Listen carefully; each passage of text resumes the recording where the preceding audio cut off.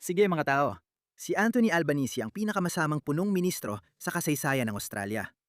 Sa totoo lang, sobrang inutil niya na hindi man lang siya orihinal sa kanyang mga kapalpakan dahil sinusundan lang niya ang eksaktong yapak ni Kiyostama. May isang matalinong tao na minsang nagsabi na ang mga hindi natututo mula sa kasaysayan ay nakatagdang ulitin ito. Bakit ko sinasabi ito sa iyo? Dahil noong Hunyo, 2024 batang babae ang pinatay ng isang batang choir mula Wales. Nang lumabas ang balita, unang nagprotesta ang mga residente ng Southport, England. At ang mga protesta na yon, sa totoo lang, ay nauwi sa kaguluhan ng sinunog nila ang isa sa mga police van. Lumabas si Keir Starmer at lalo pang pinatindi ang galit ng publiko.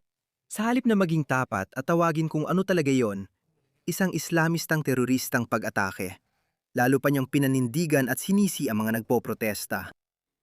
Tumugon siya hindi lang sa agarang hamon na malinaw na dulot ng matinding port ng Dulong Kanan, kundi pati na rin sa lahat ng marahas na kaguluhan na sumiklab, anuman ang tila dahilan nito. Pagkatapos noon, sa modernong kasaysayan, nakita natin ang matinding pagsupil sa kalayaang sibil. May mga tao nakakulong ng buwan o taon dahil lang sa paghayag ng galit.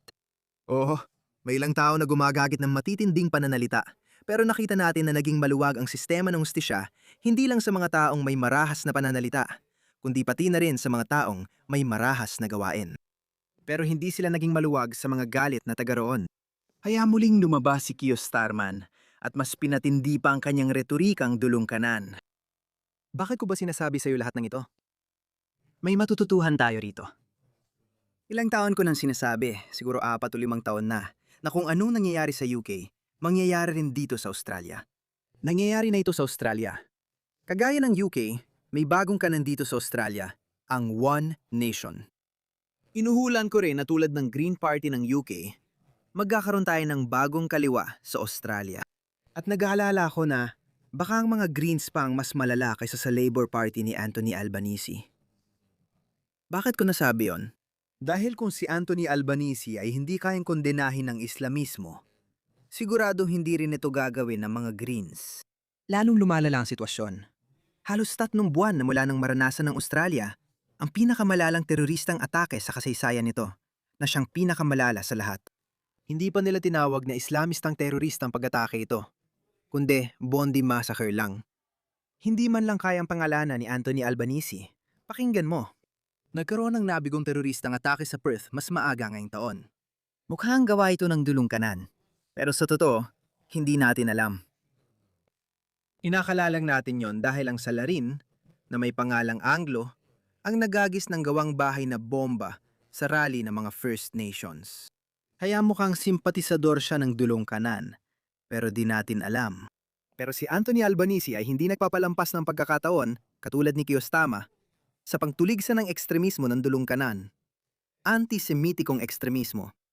Pero hindi niya tinutuligsa ang pinakahalatang ekstremismo sa Australia. Ang tanging ideolohiya na responsable sa 100% ng mga namatay dahil sa terorismo, Islam o Islamismo kung gusto mong tawagin. Ang Islamismo ay tumutukoy sa mga nais palaganapin ng Islam. Pero kung nagbibigay man yan ng kunwaring pagiging sibilisado, sige, gagamitin ko yan. Pero alam mo naman kung anong ibig naming sabihin doon. Pero tingnan mo, kung gaano kaawa-awang sinasabi ni Anthony Albanese, kaya nagsasawa at napapagod na ang mga tao dito. Ito ay isang kilos ng isang individual na na-radicalize online. Na-radicalize online. Hindi ko pwedeng pag-usapan lahat ng detalye dahil dadaan pa yon sa korte. Pero ang white supremacy at mga kilos nito, ginawa naming malinaw na ang mga banta na naroon, gaya ng sinabi ng Direktor General ng Asia, ay malinaw na ipinahayag iyon. Mga issue ng ekstremismong Dulong Kanan, ang issue ng mga sovereign citizen, mga issue ng pagtaas ng antisemitismo, merong iba't ibang mga issue. May nakaligtaan ka, ang pinakahalatang issue dito, Islamismo. Sige, babaguhin ko ang aking numero. 90% ng lahat ng mga namatay dahil sa terorismo ay dulot ng Islamismo. Kapag ginati sa relihiyon, Islam lang ito. Tungkol sa sovereign citizens, nung isang taon, 2 Australianong pulis ang napatay nila. Kaya isa na namang grupo ng mga siraulong baliw yan. Sa tingin ko, kailangan din silang durugin. Pero hindi sila kasing laki ng banta gaya ng Islamismo. Pero hindi niya sila kinokondena. Tulad ni Kiyostama, hindi rin nila kinokondena ang Islam at Islamismo. Pagkatapos, magrereklamo sila kung bakit itinutulak ang mga tao sa sukdulan. Kasalanan ng ito ng One Nation, gaya ng makikita mo sa susunod na clip. Na nagdudulot ng pag-aalala. At syempre, ang insidenteng ito na nangyari dito sa Perth ay talagang nakakabahala. Ang bagay na inihagis ay hindi sumabog. Hindi ito sumabog. Sumabog. Napakapalad natin. Magkakaroon sana ng napakalaking sakuna kung nangyari yon. Durugin mo silang pare-pareho. Wala akong pakialam. Nagdadahilan ako para sa kanila. Habulin mo rin ang mga Islamista. Tingnan mong paliwanag niya. Tingnan mo kung gaano ito kahina. Mas matanda na itong clip na ito. Siguro mga 1 buwan na ang nakalipas. Pakinggan mo siya. Tingnan mo, malinaw na frustrado ang mga tao at lalo silang frustrado sa mga isyu ng gobyerno. Sa tingin ko, nasira na ang tiwala. Nagtataka ako kung bakit ganon. Mga kagamit ang gaya niyan. Bueno. Itinutulak nila ang mga tao. Tinutulak ng mga algorithm ang tao sa mga sukdulan. Bakit? Bakit ganon? Bakit mas tumitindi ang mga tao ngayon? Bigyan kita ng pahiwatig. Dahil nakikita ng mga tao na ang kanilang paraan ng pamumuhay, kultura at pagkakakilanlan ay tinatarget o inaatake. May mga politiko tulad ni Anthony Albanese na laging ginagaslight ang mga tao rito. Dayan ang sinabi ko, si Kiyostama ang nauna riyan. Lalong tumindi si Kiyostama nang ipakilala si Axel Raducubano, isang Islamistang nagpalit sa Islam at ipinakilalang batang mga awit sa koro na taga-Wales. Sinabing Kristiyano siya, pero hindi ito totoo. Nahuli siyang may mga manual ng Al-Qaeda. Kapag ang isang Kristiyano ay biglang naging marahas, kailangan mong tingnan kung nagpalit siya ng relihiyon sa Islam o hindi. Kadalasan, iyon talaga ang nangyayari. Ganun talaga. Ateista ako at wala akong katapatan sa Kristyanismo. Hindi ako naniniwala sa kahit anong relihiyon, pero sinasabi ko sa'yo, hindi umaasta ang mga Kristiyano tulad ng mga Islamista. Ang mga Kristiyanong nag-convert sa Islam, bigla na lang silang nagiging marahas. At patungo sa mga talagang simpleng paraan, hindi solusyon, kundi pagtukoy ng mga problema. Akusahan sana niya ang One Nation na naglalabas ng sobrang simpleng solusyon. Pero napagtanto niyang hindi, medyo tanga yun.